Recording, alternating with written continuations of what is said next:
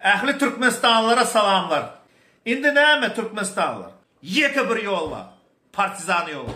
Şehirler, mikrorayonlar sizin qalağınız.